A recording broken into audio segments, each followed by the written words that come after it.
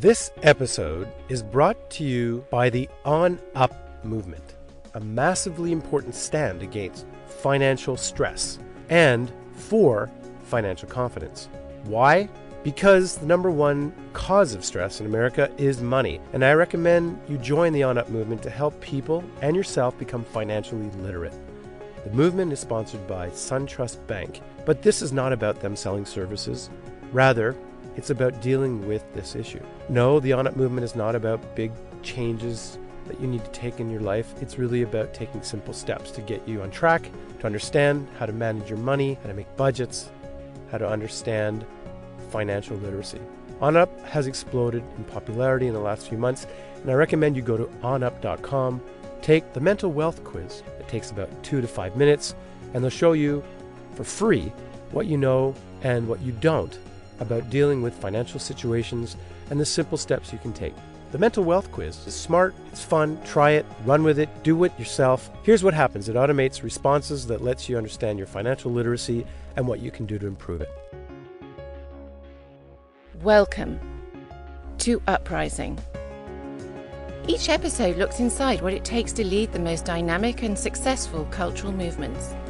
Some of them in the business world, some in the social realm, some in politics, and some in between, to see why people start uprisings, what gives those initiatives momentum and keeps them going, and most important, what lessons can you learn from these movements and how to apply them to your business and even personal life.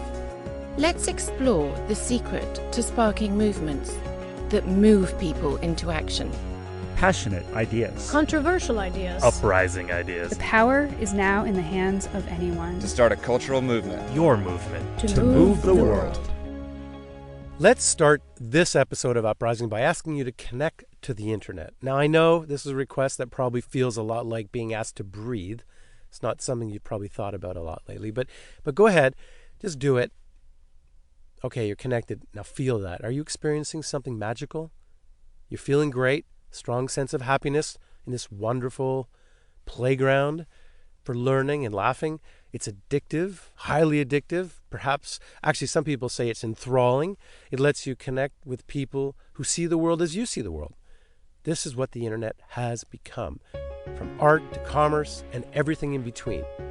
It's this beautiful thing to open your eyes, to make your world bigger, break down barriers, smash open windows, bring you to Mars, fill your heart and mind with all that is happening on the internet. Oh, what a great movement of humanity. Perhaps the greatest movement ever. And that's the conversation I'm having today with our guest, Virginia Heffernan, a New York Times columnist about culture and new media, and most recently the author of an outstanding new book called Magic and Loss. I love her writing. It's so inspiring, so I hope you'll join us for this conversation. So, to start the show, is the internet a mass outpouring of random content, or actually a coordinated movement? I think coordinated movement sounds like politics to me. Part of talking about the internet is settling on a metaphor for it. And I think both of the things you said, well, random outpouring of content, it sounds like we're first treating the internet as a like the media, right? Like a channel for content. And in that way, we've already distinguished ourselves from the people who see the internet as a weapon or a place or a game. So let's just start by saying, if we're already agreeing to a metaphor, and the metaphor I choose is that it's a work of art, a collective work of art. And so in some ways, if it's a collective work of art, it doesn't really matter. YouTube is my real touchstone for this. I thought when YouTube appeared that as a TV critic, I might publish reviews in the New York Times of individual pieces of internet television, and that sooner or later nytimes.com could host all the quote television that ever appeared on the internet, because I was sure it would be a very limited supply. Then I saw YouTube, and it was as though all of us had been waiting our whole lives to upload clips of video to the internet. Where did all this stuff come from? It was more like we were all unearthing this civilization that had existed somehow and had been almost, it gets a little spooky, but almost pre-digitized. Like it was already anticipating being uploaded and consumed in the way of in the way of YouTube. So in that way, it's very different from other arts that start, I think I say punk music or color field painting begins in a certain place and then expands outward. It doesn't seem to come fully formed in huge numbers. You could count the number of punk songs at one point, and then there were more and more and more. Somehow with YouTube, it seemed like there were never fewer than 1 million videos accessible on YouTube. Virginia, I just want to ask, who were the first users of YouTube? Some of the first users of YouTube, and I hope I'm not distracting from your question, but some of the first users of YouTube were old radar and sonar fans. There was a geriatric 1929 was like, a lot of people call him OG YouTube. He'd been waiting since the war to have a means of communication that was this quick and that used video. He wasn't like all that literate, so he didn't want to type in text. He wanted just to be able to speak about his experiences. As soon as he saw YouTube, he hadn't even been using the internet. He was like, this is what I've been waiting for since I first was an engineer in the Second World War.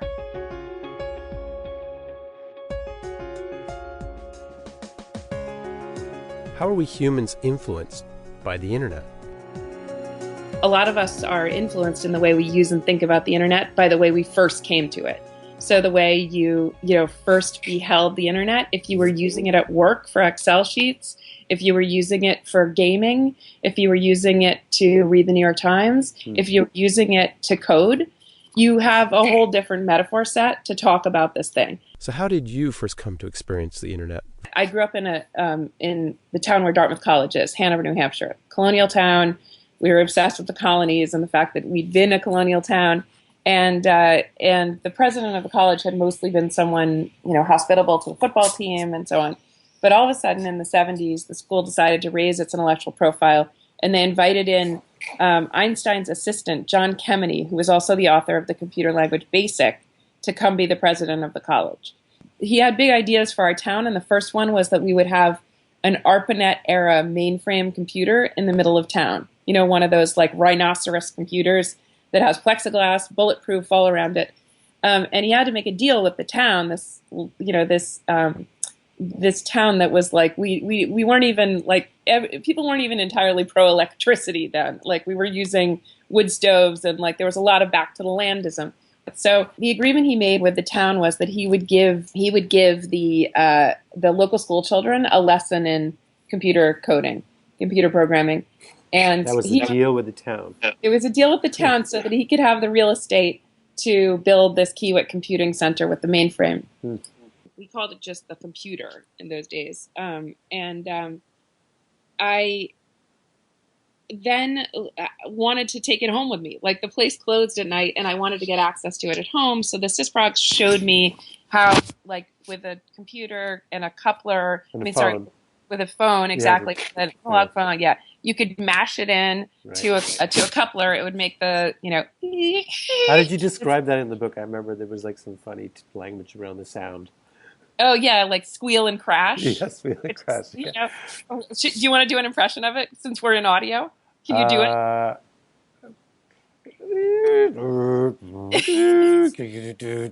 Something like that. Exactly.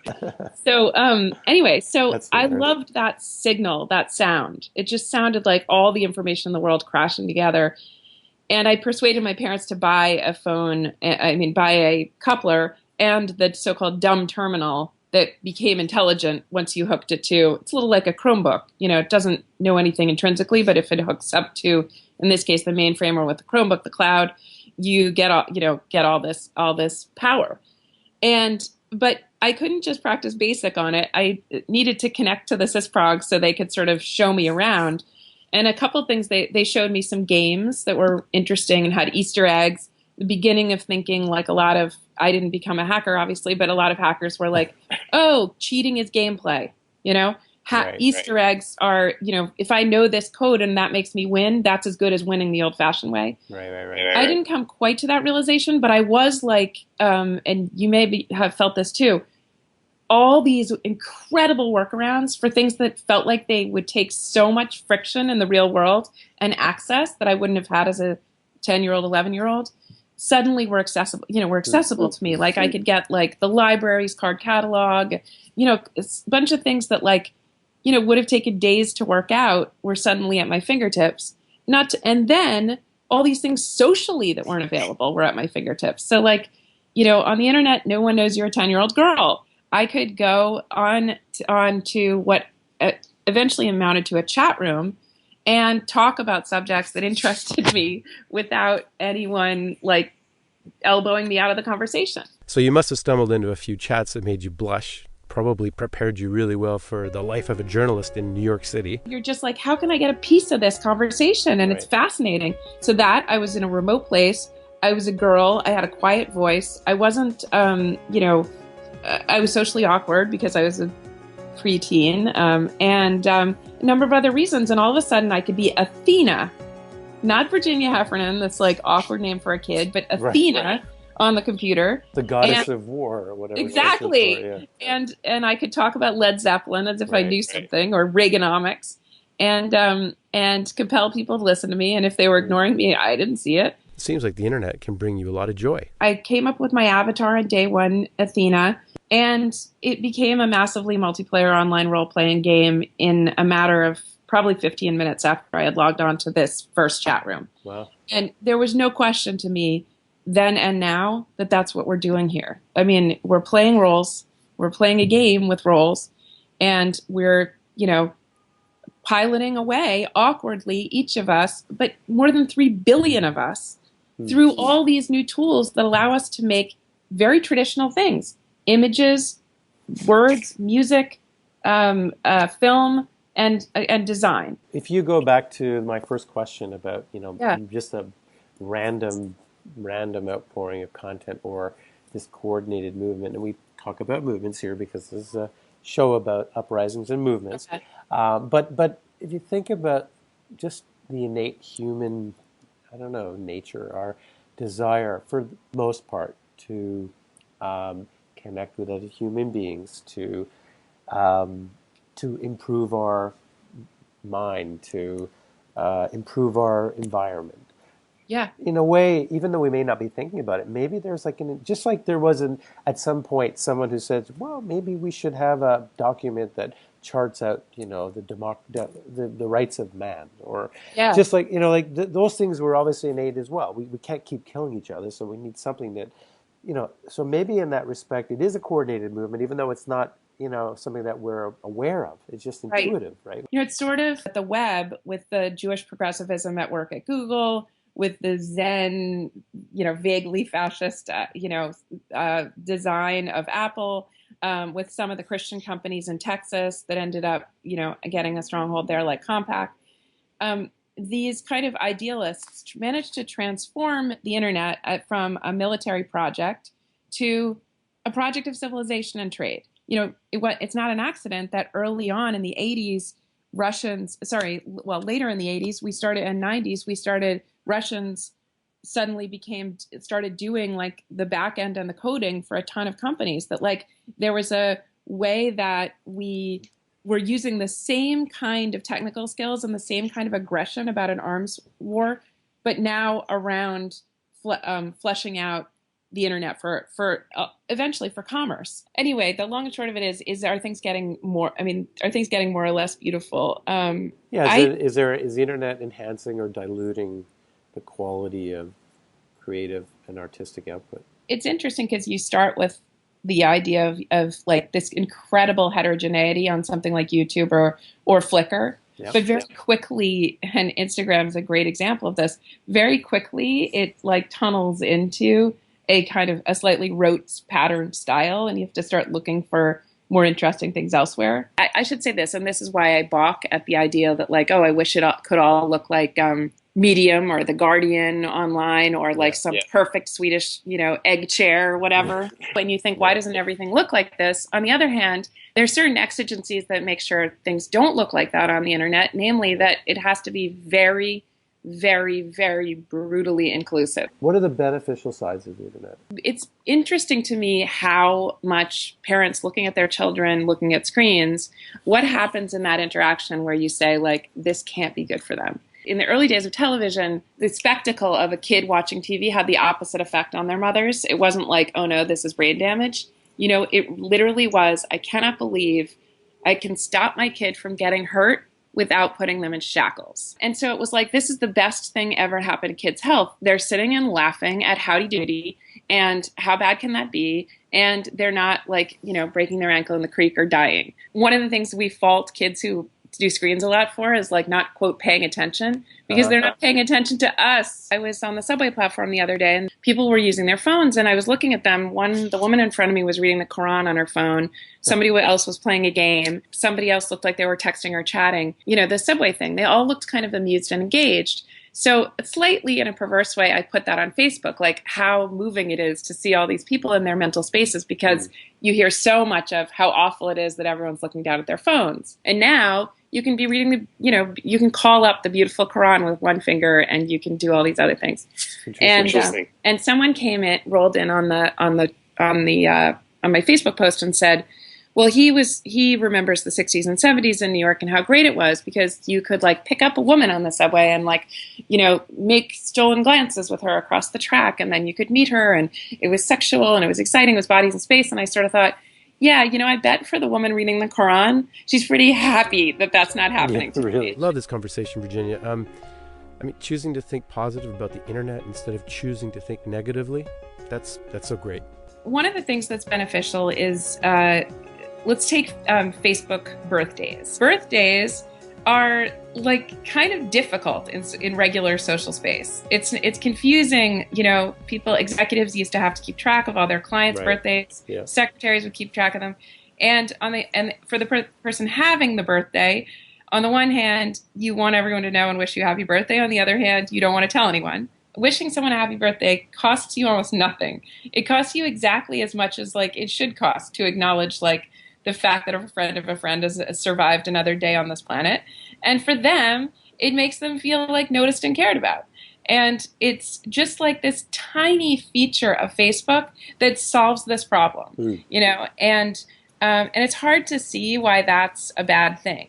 But that is just a tiny detail in all the ways that Facebook, as a juggernaut of our social lives, makes just acknowledging the existence of other people possible. So the first thing would be the degree of connectivity on a very simple level that is really hard to argue. You have to really try to find a cynical, component to that. This social media is really a way of maintaining close, proximity to friends who are spread out today. To me, it's this amazing experience where the world has become so small. At the same time, if it's very important to you that you're only getting the facts and that you really hate seeing a picture of someone who's that's photoshopped because you feel deceived that they look younger than they really are, then then Facebook and social networking is probably not for you. The same way that I like reading Tolkien, or I like reading Donna Tartt, or I like reading.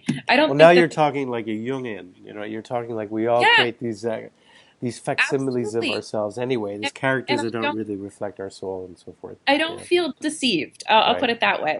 You probably are not Virginia's a big liar because she doesn't really have blonde hair. On the other hand, if you are, then it's probably not social space might be anxiety provoking to you. I think someone once said Google can bring you back 100,000 answers, but a librarian can bring you back the right one. So what are the good things? So the first thing is this kind of connection that I do think has the moral advantage of sparking compassion and sparking sympathy and sparking kinship, feeling of kinship. Something that was incredibly moving. It's not as the fireworks are kind of internal, but I'd always had this really guilty, buried feeling about having once in my life punched someone on the playground in the stomach when I was a child. Wow. And it was really because I was losing a game and she was winning. So there was nothing, it wasn't she had said something racist and I was doing something noble. It was just because I wanted the winning server square in Foursquare and she took it. So I was I'm mad at you. And I remembered it as happening in this particular way. So, and the friend, I always have been around her, oh, she saw this monster in me, you know? And so like every time her name would come up on Facebook, I'd be like, oh, that's someone that knows this monster in me. All right. So a different friend got in touch with me on Facebook, and she said, remember our, blah, blah, blah, our childhood, and we were talking and having a nice time. And then she said, I've always been so sorry about what happened on the playground that one time. And I said, oh, you mean when I hit this other friend? And she said, no, you hit me. And I said, what? I remember it so differently. And she said, yes, I like pushed you out of the server square and said, I swore at you. We were like, 8 years old, and I had it coming. You hauled off and hit me in the stomach. So I'm not sure what happened, except that I now remember that experience with much less crushing guilt. And we actually had this reconciliation that we would never have staged in person. It was too buried, I never would have called her up 30 years later or, 35 years later and said, let's sit down and talk about this moment. But the moment was like one of those things that I would wake up in the middle of the night like, think about something wrong with me? Why can't I lose? I've got to learn, And this was like, we were in Facebook chat and we were sitting there. She's in Australia, or New Zealand. Right. And both of us were like, I have to admit, I'm crying now. I'm crying thinking about it. And I just am sure that if I hadn't been on Facebook and I hadn't seen a messenger thing come up from someone I didn't know that well, I wouldn't have had that conversation. There's been a lot of like moral healing and setting the record straight around things that happened years and years ago. Like when an ex-girlfriend out of nowhere friends you on Facebook, someone that you think you would have ignored at a party because there was so much pain. And all of a sudden, she's married, you're married, there's kids, and she's just like, hey, so-and-so wants to be friends on Facebook. And you're just like, wow, that chapter has now been, we're like humans in the world together again. The second thing, which is related, which I just brought up, is that it makes all of us, this self-invention that goes on online that can be disturbing to some people is interesting to people who like characters, who like fantasy, who like binge watching, like Downton Abbey. Right. Is Mary really this, kind of perfect person, or is she this, is someone else on Downton Abbey? Well, I like the little gap between who you are and who you present yourself. But another paradoxical thing that's come out of it, and I think you and I have this in common, is a renewed appreciation for life offline. So there's nothing like living in the clouds of the internet to make the real world seems so extraordinarily beautiful and trippy. I just read this thing about treating people who are addicted to their phones, looking at this much space. I'm holding up my hand to signal the iPhone screen. This much space with the apps and so on, which we see all the time. We live in that universe. They were trying to get people addicted to that interface off it. They gave them a little subcutaneous LSD, a tiny dose. And suddenly, the people couldn't care less about their phones because the faces of people on the bus were so freaking fascinating. How great, right? And that is so funny. Like you can do that. We're not so weak that we need the LSD to do that. Like, it is really, really interesting to look out the window. So a consensual hallucination experienced by you and me and billions of other people in every nation on the planet.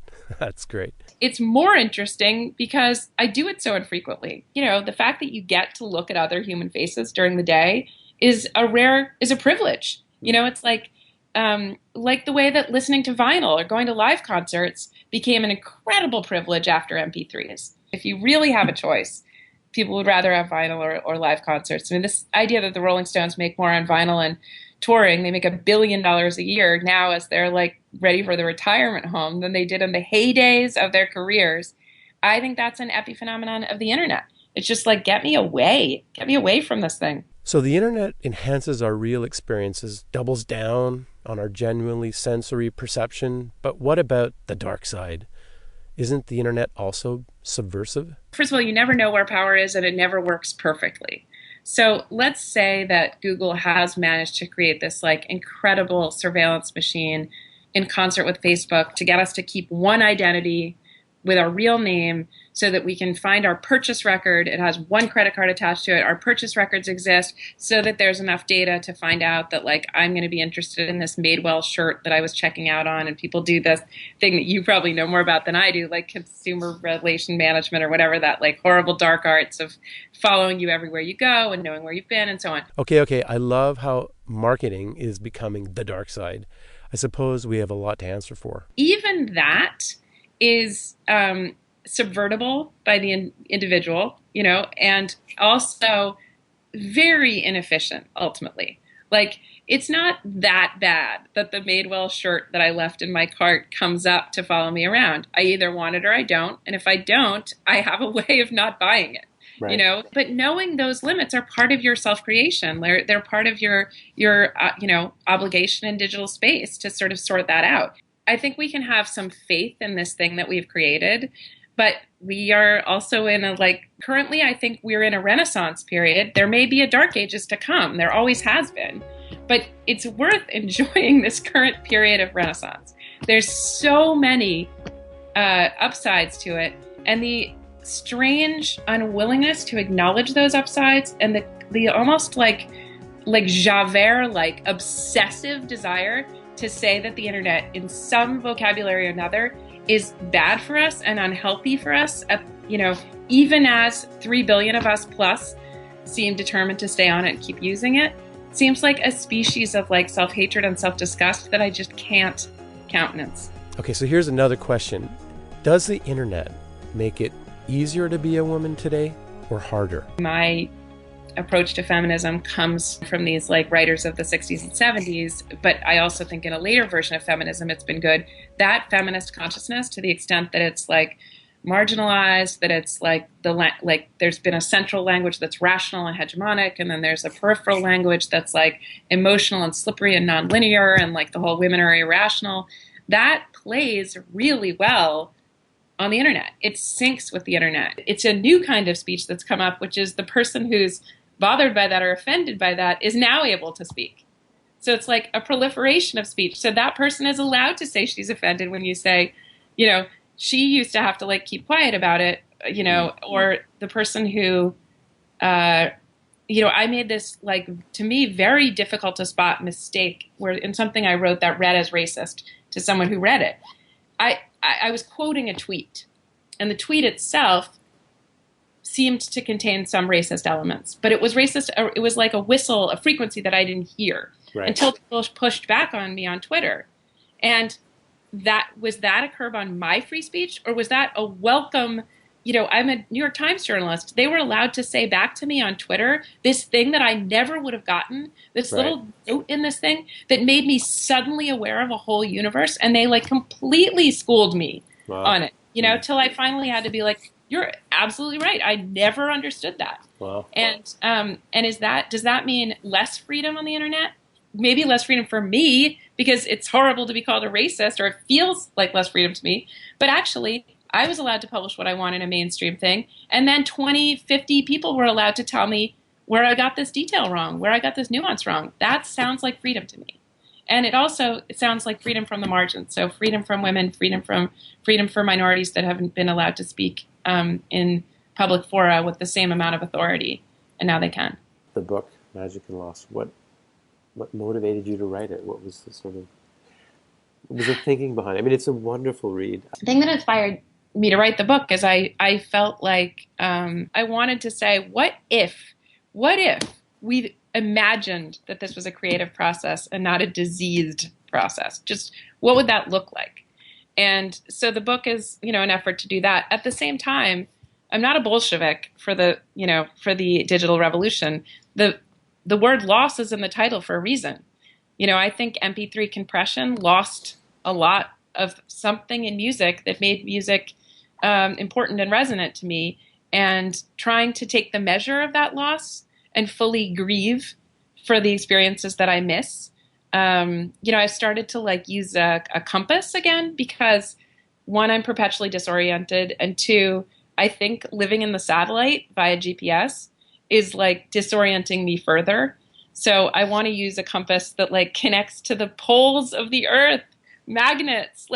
How crazy that there's analog technology that can put It's not accurate, the analog. actual Yeah. the It's analog off a little bit, just a little bit. It's off a little bit. Just a little really? bit. Yeah. Well, that's cool. I mean, look, why do you even know that? Just a teeny bit. I gotta say, anyone I've told this to says, "Why don't you just use the one on your phone?" Where I'm just like, "That's the point." That's the point, exactly. But so, I do feel like I've lost a lot of things. I realized, like, without a date book in my life, and without, a few other, if I was going to do everything on mobile pay, I just would miss having leather, like just tanned leather in my life. You can be happy that last year was the biggest year for pencils ever. Yes. So it's not disappearing. I love this stuff. I know. It was preservationism first, and you thought like, oh, these nostalgics are just like, oh, I'm going to be sure penmanship survives. But then there was like a physical longing for like the motor memory of sharpening a pencil, or just the physical, and that's like another like beautiful way that culture expresses itself in that constant dialectic, like abstraction, earth. It's like Plato and Aristotle. Plato points up. And that's beautiful abstraction. And Aristotle's like, the truth is right here. Virginia, I just have to say you are one of the most inspiring writers that I've read in a long time. And just the way you think about the internet makes me feel great, actually. And most people talk about the internet as being this sort of dangerous, subversive place. But when I read your words, actually just reminds me about the potential. Thank you very much, Scott. It's a great show, and it's great to talk to you. Yeah, great to talk to you as well. Thank you for joining our Uprising today and listening to our show. If you missed the show, or if you want to find out more about who was on, or if you want to learn more about how to create your own Uprising, please go to uprisingmovements.com. You can also download this Uprising program from iTunes. Uprising was produced by Nicola Keneally and Adam Helen, with special help from Melanie Boardman, Karin Drachenberg, Philippa Freeman, Brianna Campbell, Fashad Faroudi, Mark Bruzy, Will Issam, James Politi, and Jonathan Weeks. My name is Scott Goodson, and you've been listening to Uprising. What we can learn about movements and uprisings that are shaping our world in business, in society, and in between. For more on cultural movements and movement marketing, be sure to pick up a copy of the best-selling book Uprising: How to Build a Brand and Change the World by Sparking Culture.